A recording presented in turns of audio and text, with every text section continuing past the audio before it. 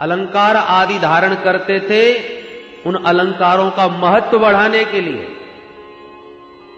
अलंकार हमारे प्रभु के अंग में आकर के अपना परम सौभाग्य मानते थे कि आज हमारी उपयोगिता सिद्ध हो गई। इतने सुंदर थे श्री विदुर जी महाराज कि कभी कभी तो प्रतिबिंब अपना देख करके प्रभु स्वयं अपने प्रतिबिंब पर मोहित हो जाते थे कि कोई इतना सुंदर। विस्मापनम स्वस्य च सौभगर्धे परम पदम भूषण भूषणांगम। जो स्वयं अपनी सुंदरता पर मोहित हो जाएं, आभूषण जिनके अंग में आकर के अपना सौभाग्य समझें, ऐसी उनकी सुंदर बाकी झांकी थी। और स्वभाव का तो कहना ही क्या। अहो वकीयम स्तन कालकूटम जिघांसया पाययदप्य साध्वी लेभे गतिम धातृचितां ततोन्यम कंबा दयालुं शरणं व्रजेम। कैसा सरल स्वभाव था हमारे प्रभु का कि जो अपने स्तनों में कालकूट विष लगा करके बकी पूतना भगवान को मारने की दुर्भावना से आई, और बाप प्यारे सारे पापों पर पर्दा डाल करके उस महाकुलटा पापनी पूतना को भी धात्र्योचित गति प्रदान कर दी। कहते हैं मैया जसोदा जैसा व्यवहार किया है इसने, इसलिए मैं तो मैया की ही गति दूंगा। ऐसे परम दयालु हमारे प्रभु। उनकी एक एक लीलाओं का उद्धव जी ने वर्णन किया, स्मरण किया, और विस्तार से यदुवंश के संहार की कथा गाथा विदुर जी को सुनाई। विदुर जी बोले, उद्धव इतना सब हो गया और मैं तीर्थ यात्रा में ही घूमता रहा, मुझे पता तक नहीं चला, पर तुम कहां जा रहे हैं? उद्धव जी बोले, विदुर जी मेरा मन बहुत क्षुब्ध है। मैं तो एक पल भी प्रभु के बिना नहीं रहता था, प्रतिक्षण मैंने उनका संग किया है, पर आज उनके बिना मुझे सारा जगत सूना लग रहा है। पर क्या करें, जाते जाते प्रभु ने मुझे चरण पादुका देकर बद्रीनाथ जाने का आदेश दिया है, मैं उधर ही जा रहा हूं। पर तुम्हारे लिए एक सुखद संवाद भी है। क्या?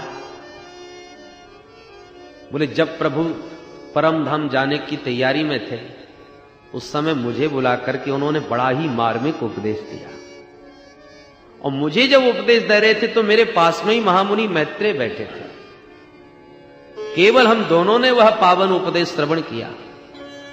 उपदेश देने के बाद मुझसे तो कहा कि जाओ बद्रीनाथ में रहो, और मेरे सामने ही मैत्रेय मुनि से कहा, मैत्रेय तुमने मेरा उपदेश सुना है, हृदयंगम किया है। मैं जब भी किसी भक्त से कुछ लेता हूं तो बदले में उसे कुछ न कुछ अवश्य देता हूं, पर एक भक्त ऐसा है जिसने सिर्फ मुझे दिया है, मैंने आज तक उसे कुछ नहीं दिया, और वो मेरे प्यारे भक्त हैं श्री विदुर जी महाराज।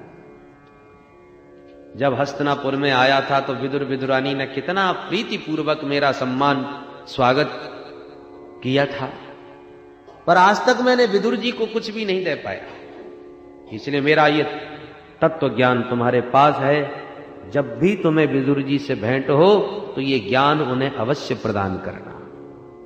इतना सुनते ही विदुर जी के नेत्र भरे आए, गदगद हो गए कि वाह प्रभु, हम विदुर जी हमारे घर में पवाने के लिए था ही क्या, सूखा बथुआ का साग खिला दिया, विदुरानी जी ने भावुकता में छिलके ही खिला दिए, और भगवान उसके ही ऋणियां बन गए।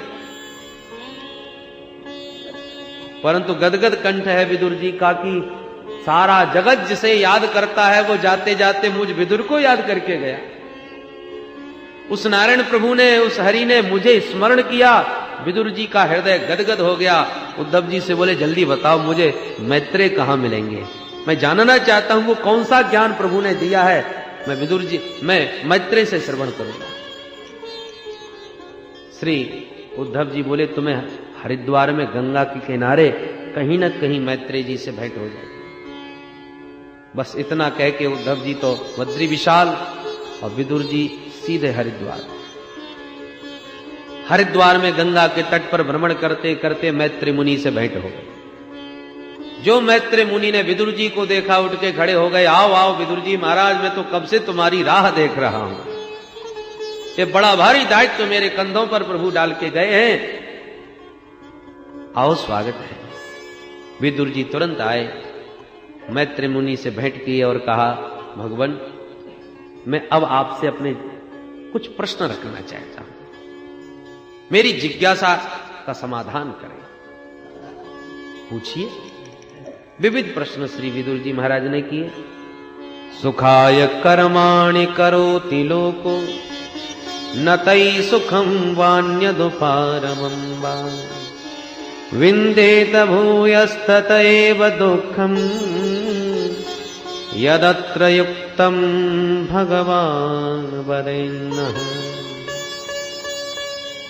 विदुर जी महाराज पूछते हैं, महाराज कृपा करके ये बताइए कि संसार का प्रत्येक प्राणी सुखी होना चाहता है, ऐसा कोई नहीं जिसे सुख की लालसा न हो।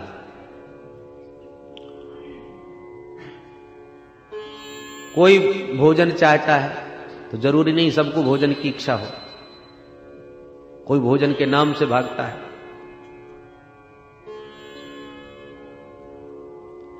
हर वस्तु कितनी भी प्रिय हो, कितनी भी अच्छी हो, पर किसी को अच्छी लगेगी किसी को नहीं। कोई लोग चाहेंगे कोई नहीं, पर ऐसा विश्व में कोई नहीं जो ये कहे कि मुझे सुख की इच्छा नहीं। मानव मात्र सुखी होना चाहता है, और चाहता ही नहीं, सुखी होने के लिए दिन रात प्रयत्नशील भी है, मेहनत भी कर रहा है। हम जितना भी भागम भाग कर रहे हैं, एक ही उद्देश्य है कि हम सुखी हो जाएं। पर हम देखते हैं कि जो सुखी होने का जितना प्रयत्न करता है, वो उतना ही दुख के दलदल में फंसता चला जाता है। सुखी कोई नहीं हो पा रहा। प्रश्न है कि ये जीव सुखी कैसे हो? बोलो जय श्री कृष्ण। कोई दलदल में गिर जाए तो ज्यों ज्यों निकलने के लिए हाथ पैर भटका रहेगा, उतने तो भीतर घुसता जाएगा। यही हालत हम लोगों की है। ये दुख के दलदल से सब निकलना चाहते हैं सुखी होने के लिए, परंतु ज्यों ज्यों निकलना चाहते हैं त्यों तो घुसते जा रहे हैं।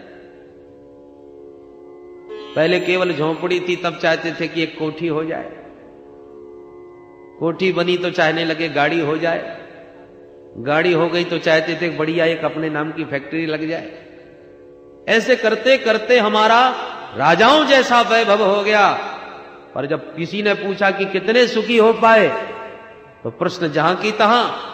बोले महाराज पहले तो कम से कम चैन से सवेरे सवेरे भोजन में 10 रोटी खाते थे, खूब खुराक थी, मस्ती से पड़े रहते थे।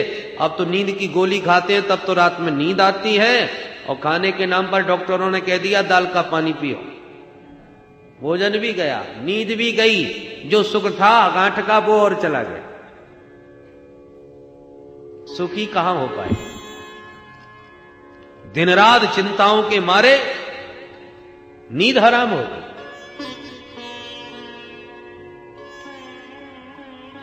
श्री मैत्रेय मुनि कहते हैं, विदुर जी महाराज आप साक्षात धर्म के अवतार हैं। मांडव मुनि के शाप से धर्मराज को ही विदुर रूप में प्रकट होना पड़ा।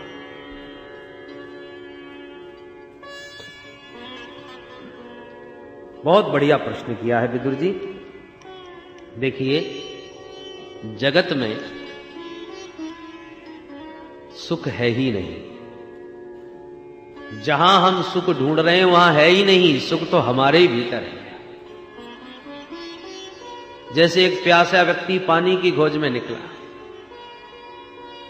लोग बताते गए आगे चले जाओ सरोवर है, चलता गया, सरोवर के तट भी पहुंच गया। सरोवर में पानी भी बहुत था, पर विडंबना यह कि उसमें काई जम गई। कभी कभी आपने जो स्थिर जल होता है उसमें काई जमते देखा होगा। इतनी काई की परत लग गई कि पानी दिखाई ही नहीं पड़ता। ढक गया पूरा जल। अब प्यासा चारों तरफ देखता है, पानी की तो कहीं बूंद भी नहीं है।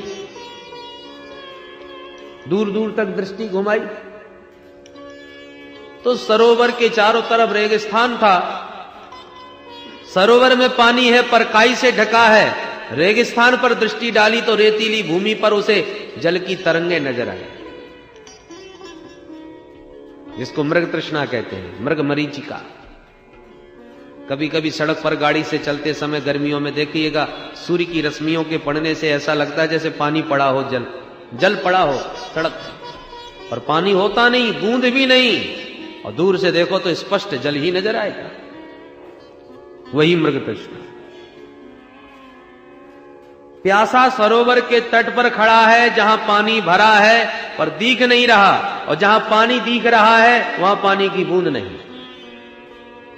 तो भ्रम में पड़ गया, पानी जहां दिख रहा था वहां दौड़ पड़ा, तो रेगिस्तान में भटकता भटकता मर गया। पानी का तट छोड़ करके रेगिस्तान में पानी पीने गया। यही हालत हम लोगों की।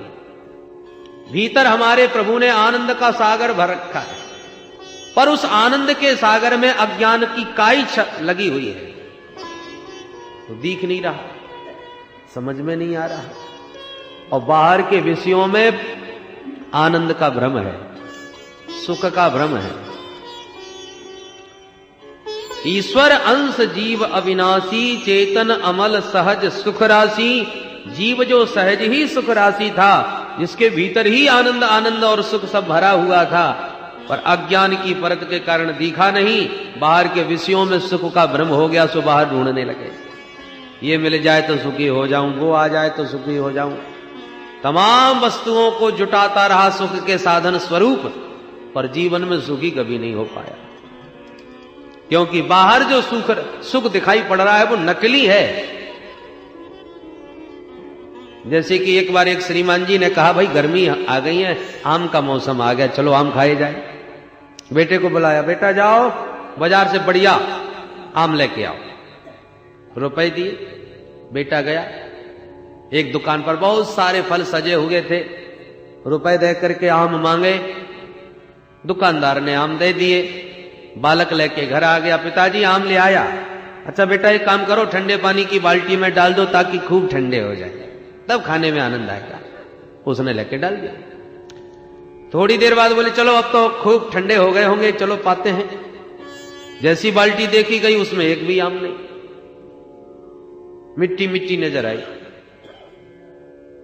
बेटा ये आम तू कहां से लाया? बोले दुकान से। चल चल चल तो मेरे साथ दुकान पर। दुकान पर गया। आप फलवारे दुकानदार पर श्रीमान जी ने लड़ना झगड़ना प्रारंभ कर दिया। क्यों रे मूर्ख, हमारे नन्हे से बच्चे को धोखा दिया, तूने ठग लिया, कैसे आम पकड़ा दिए, एक भी खाने के मतलब का नहीं। दुकानदार बोला नाराज बाद में होइए, पहले दुकान का बोर्ड तो पढ़ लीजिए, स्पष्ट लिखा है नकली फलों की दुकान। मेरे यहां फल बेचे जाते हैं पर वो दिखावटी हैं, सजाने के लिए लोग खरीद के ले जाते हैं घरों में, खाने के लिए नहीं। आपके बेटे ने आम मांगे, मैंने दे दिए, अब मुझे क्या मालूम खाने को ले जा रहा है कि सजाने को। गलती तुम्हारी है, तुमने बोर्ड क्यों नहीं पढ़ा। उसी प्रकार भगवान ने तो स्पष्ट संसार के ऊपर एक बोर्ड टांग दिया, दुखालयम अशाश्वतम। गीता में भगवान कहते हैं ये दुख रूप है। दुखालयम, औषधालयम का मतलब औषधियों का घर, पुस्तकालयम पुस्तकों का घर, विद्यालयम विद्या का घर, भोजनालयम भोजन का घर, तो दुखालयम दुखों का घर। अब पुस्तकालय हो तो केवल एक ही पुस्तक थोड़ी मिलेगी, सब प्रकार की किताबें बहुत सारी होती हैं। औषधालय में एक ही दवा थोड़ी मिलती है, बहुत प्रकार की दवा। ऐसी दुखालय में एक ही दुख थोड़ी होता है, अनेक प्रकार के दुख। कोई तन दुखी, कोई मन दुखी, कोई धन बिन रहत उदास, थोड़े थोड़े सब दुखी, पर सुखी राम के दास। इस दुखालय में तो सब दुखी है। अब तुम भोजनालय में जाकर के भंडारी जी से कहो भैया जी हमें लघु कौमुदी दो, लघु सिद्धांत कौमुदी हमें पढ़ना है, तो वो कहां से दे देंगे? अरे तुम्हें पुस्तक चाहिए तो पुस्तकालय में जाइए, और पुस्तकालय में जाके कहो जरा गर्मा गर्म 4 समोसा दीजिए हमको भूख लगी है, वो कहां से देगा? सबके अलग अलग आलय हैं, दुखालय में दुख ही मिलेगा, सुख कहां से मिलेगा? पर हम तो दुखालय में सुख ढूंढ रहे हैं जो किसी काल में संभव नहीं। तो जो आनंद सिंधु सुख राशि हैं उनसे दुख मांगोगे भी तो भी नहीं मिलने वाला, क्योंकि उनके खजाने में है ही नहीं। कुंती मैया ने दुख मांगा तो क्या भगवान ने दे दिया? कहां से देते, था ही नहीं। पर जगत के दुखालय में या तो तुम सुख मांगो तो कहां से मिलेगा? वहां है ही नहीं।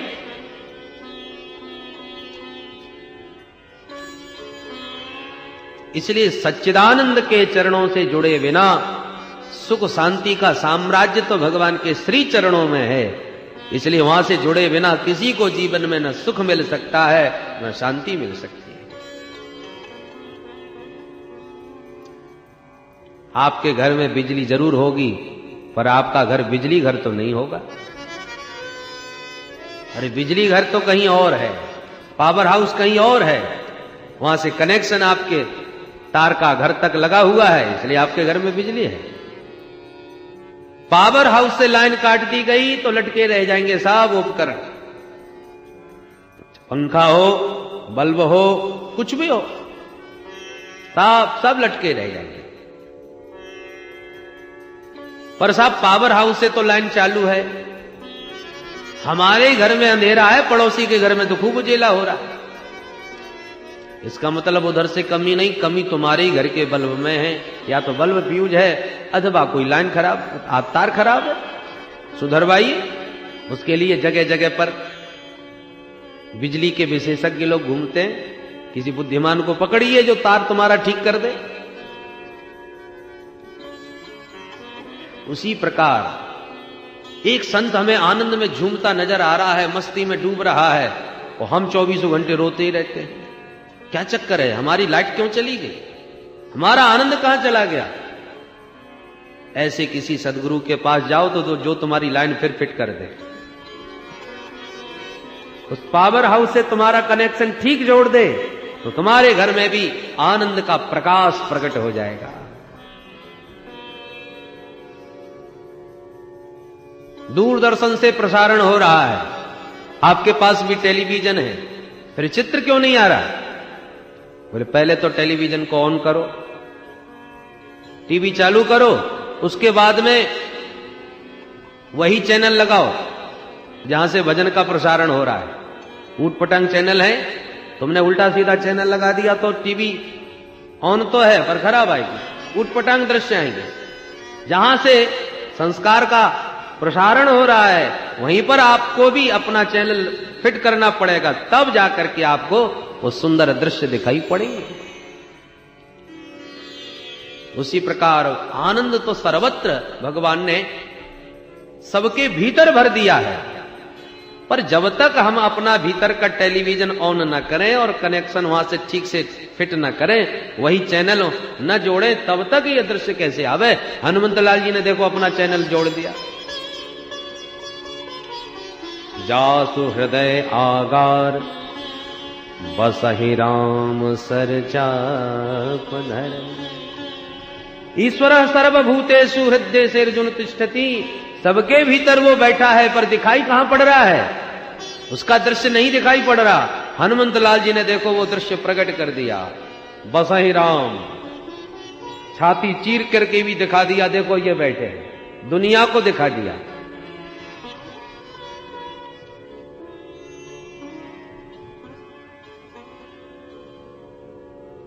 इस प्रकार से श्री विदुर जी महाराज को मैत्रेय मुनि ने बड़ा सुंदर उपदेश दिया। सृष्टि के बारे में प्रश्न किया तो विस्तार से सृष्टि प्रक्रिया का वर्णन किया। भगवान नारायण के नाभि कमल से ब्रह्मा जी ने सृष्टि की इच्छा प्रकट करी, तो भगवान के ज्ञान को आत्मसात करके सबसे पहले ब्रह्मा जी ने सृष्टि में 4 कुमारों को जन्म दिया, सनक सनंदन सनातन सनत कुमार। चारों से कहा बच्चों तुम भी सृष्टि करो। चारों ने काम बिल्कुल चक्कर में नहीं पड़ेंगे, हम तो केवल हरि का भजन करेंगे। ब्रह्मा जी को क्रोध आ गया, हमारे पुत्र हमारी आज्ञा नहीं मानते। इतना क्रोध आया कि उनका क्रोध ही भ्रकुटी का भेदन करके भगवान रुद्र के रूप में प्रकट हो गया। बोल शंकर भगवान की। ब्रह्मा जी ने कहा अरे भाई तुम्हारा नाम है रुद्र और काम तुम्हारा यही है कि तुम सृष्टि का विस्तार करने में हमें सहयोग दो। तो भोले बाबा ने भूत प्रेत डाकिनी पिशाचिनी की सृष्टि प्रारंभ कर दी। ब्रह्मा जी बोले बस करो महाराज, इतनी खतरनाक सृष्टि हमको नहीं करवानी, बैठ के भजन करो आप। तो भोले बाबा भजन में बैठ गए। अब क्या करें? तो अब की बार ब्रह्मा जी ने 10 ऋषियों को प्रकट किया, मरीचि, अत्रि, अंगरा, पुलस्त, पुलह, क्रतु, भृगु, वशिष्ठ, दक्ष और देवर्षि नारद। अपनी वाणी से परम सुंदरी कन्या सरस्वती को प्रकट किया, छाया से महामुनि करदम जी को प्रकट किया। ये सब मानस सृष्टि है, संकल्प सृष्टि ब्रह्मा जी की। और उसके बाद श्री विधाता ब्रह्मा जी ने अपने वामांग से कन्या और दक्षिणांग से पुरुष को जन्म दिया, जिनका नाम हुआ मनु शतरूपा। मनु शतरूपा से ही मानव सृष्टि का विस्तार हुआ, इसलिए मनु पुत्र होने के नाते हम लोग मानव कहलाते हैं। और जो लोग हमको मनुवादी कह के पुकारते हैं, इसका मतलब वो अपने को मनु नहीं मानते, तो वो अपने स्वयं हिसाब लगा के वो अपने को किसकी संतान मानते हैं। अरे मानव मात्र मनु पुत्र है।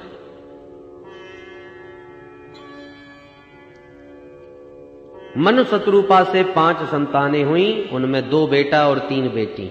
बेटियों के नाम आकुति, देवहूति, प्रसूति, बेटाओं के नाम प्रियव्रत और उत्तानपाद।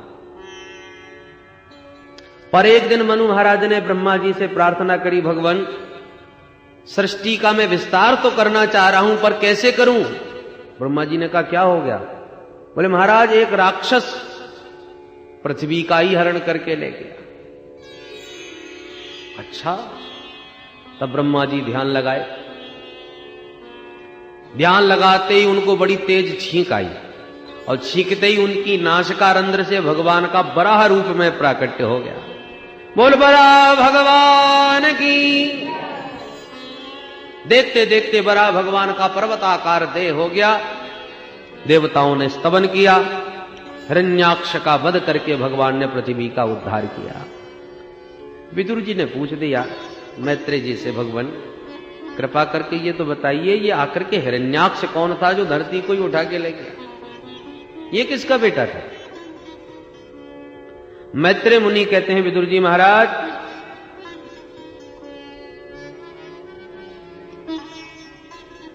महामुनि कश्यप जी की अनेकों पत्नियां हैं, दिति, अदिति, दनु, काष्ठा, सुरसा आदि। उनमें दिति नाम की जो पत्नी है, जो दैत्यों की माता है, एक बार कश्यप जी सूर्यास्त के समय संध्या वंदन आदि अपना नित्य कर्म कर रहे थे कि सूर्यास्त के समय देवी दिति ने उनके पास आकर के रति याचना करी। कश्यप जी ने कहा, देखो देवी, ऐसा घोर तमा बेला, ये शाम का वक्त है और भगवान रुद्र अपने गणों के साथ विचरण करते हैं जगत में, इसलिए भोले बाबा की पूजा सायंकाल के समय अधिक पुण्यदायिनी मानी गई है। तो भगवान शिव इस समय परिभ्रमण करते हैं। सूर्यास्त के समय जो स्त्री गर्भ धारण करती है उसके दुष्ट संतति पैदा होती है, पर दिति एक न मानी तो भगवत इच्छा मान करके दिति का मनोरथ पूर्ण किया। कामज्वर शांत होने पर दिति को बड़ा पश्चाताप हुआ। श्री मैत्रेय मुनि कहते हैं, देवी श्री विदुर जी महाराज, दिति देवी ने 100 वर्षों तक अपने बच्चों को जन्म ही नहीं दिया, जिसके फलस्वरूप उनके शरीर से इतना तेज निकलने लगा कि स्वर्ग तक जलने लगा। देवताओं ने ब्रह्मा जी से कारण पूछा कि ये कहां से तेज आ रहा है, हम तो जले जा रहे हैं। तब ब्रह्मा जी ने ध्यान लगा के कहा, देवताओं घबराओ मत, मानसा में सुतायुष्मत् पूर्वजा सनकादयः। मेरे जो मानस पुत्र है ना, सनक सनंदन सनातन सनत कुमार, एक बार ये चारों भैया भगवान नारायण का दर्शन करने गए बैकुंठ में। बैकुंठ में जैसे ही प्रविष्ट होने लगे तो भगवान के पार्षदों ने दरवाजे पर रोक दिया, लाठी दिखा दी, क्योंकि ये तो 5 साल के बालक, पंचहायन संयुक्ता पूर्वे सामपि पूर्वज, 5 वर्ष के बालक होकर के भी ये पूर्वजों के भी पूर्वज हैं, इनकी प्रतिभा को क्या क्या ना मारा। भगवान के जय विजय पार्षदों ने जब टोका रोका तो इनको क्रोध आ गया। क्रोध में इन्होंने 3 जन्म तक राक्षस बनने का शाप दिया। चरणों में गिर के दोनों द्वारपाल रोने लगे, थर थर कांपने लगे। भगवान ने जब ये खटपट सुनी तो तुरंत बाहर आ गए। चारों भैयाओं को भगवान ने नमन करते हुए स्वागत किया। भगवान के दिव्य छटा का दर्शन करके उनके चरणों में चढ़ी हुई दिव्य मंजरी की सुगंध ग्रहण करते ही सब कोप शांत हो गया। सनकादि आनंद में मुग्ध हो गए। पर भगवान हाथ जोड़ के कहते हैं,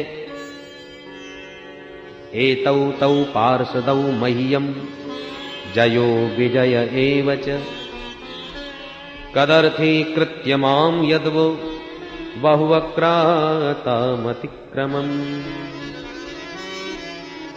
अब जरा भगवान की कुशलता देखें।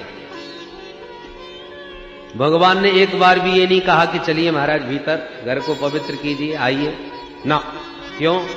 बोले क्रोध के अधीन हो गए हैं। भगवान ही दरवाजे पर आ गए और वहीं पर खूब प्रशंसा कर करके बाहर से ही विदा कर दिया, और प्रशंसा खूब जबरदस्त।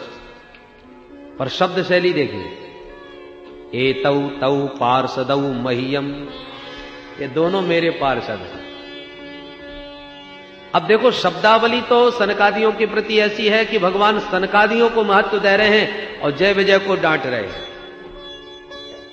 परंतु अंतर भगवान का संकेत क्या है?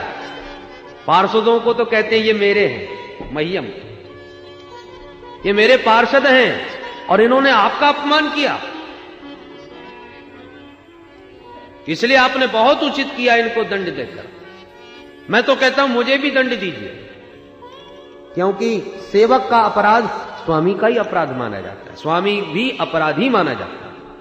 आपके घर का पालतू कुत्ता गले में पट्टा आपने डाल रखा है और वो जाके किसी के घर में उत्पात मचा दे या किसी को काट ले तो उसकी पिटाई पड़ेगी सो पड़ेगी, आपको भी गालियां कम नहीं पड़ेंगी। तुम्हारा पालतू है ना, इसलिए भगवान कहते हैं मेरे पार्षदों ने आपका अपराध किया, अपमान किया, इसलिए मैं भी अपराधी हूं। क्योंकि सच कहता हूं, छिन्द्याम सुबाहुमपि वह प्रतिकूल वृत्तिम, मेरी भुजा भी यदि किसी संत ब्राह्मण का अपमान कर दे तो भगवान कहते मैं इस भुजा को भी काट के फेंक दूंगा। भगवान कहते हैं कि मेरे 2 मुख हैं, ब्राह्मण और अग्नि। वेद भगवान कहते हैं ब्राह्मणो शमुखमासी, और दूसरी ओर मुखादग्निरजायत। भगवान के मुख से अग्नि का जन्म हुआ, ब्राह्मण के मुख से भगवान के मुख से ब्राह्मणों का जन्म हुआ। दोनों ही भगवान के मुख हैं। और भगवान कहते मैं इन दोनों में यदि तुलनात्मक अध्ययन करके पूछा जाए कि किस मुख से आप ज्यादा पाते हो, दोनों मुखों से भगवान को पवाया जाता है। अग्नि में स्वाहा और ब्राह्मणों के मुख में आहा। ब्राह्मण पाते हैं तो डकार लेके गदगद हो जाते हैं, और रबड़ी मालपुआ हो फिर तो कहना ही क्या है। अंतरात्मा प्रसन्न हो जाती है, गदगद हो जाते हैं। तो भगवान से पूछा जाए कि इन दोनों मुखों से आपको सबसे ज्यादा अच्छा किस मुख से पाना अच्छा लगता है, तो भगवान कहते हैं नाहम तथात्म यजमान हविर्विताने स्योच्चाद घृतप्लुत मदन हुतभुंग मुखेन यद ब्राह्मणस्य मुखतश्चरतो नुघासम तुष्टस्य मय्य वहित निज कर्म पाकई। भगवान कहते वैसे तो ये दोनों ही मुख मेरे हैं, परंतु दोनों में जितना कि ब्राह्मण मुख से पाकर के मैं तृप्त होता हूं, उतना अग्नि के स्वाहाकार से प्रसन्न नहीं होता। स्पष्ट भगवान ने कहा।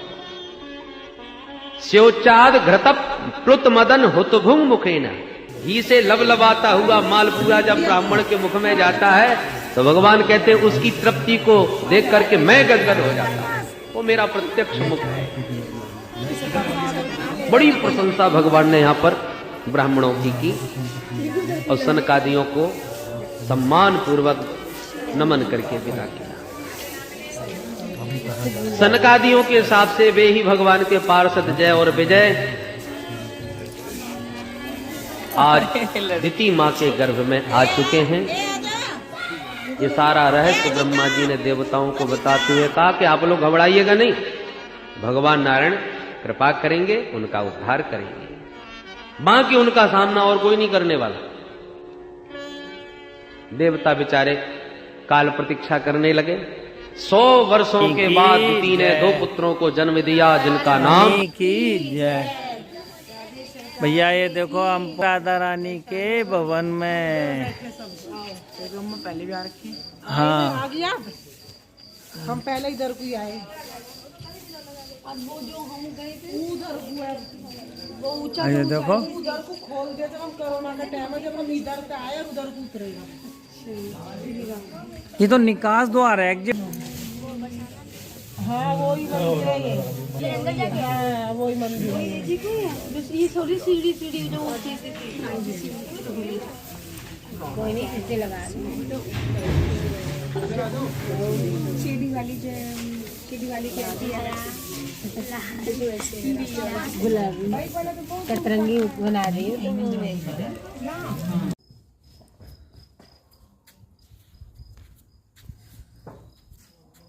मैं अपनी रील बना रहा हूँ।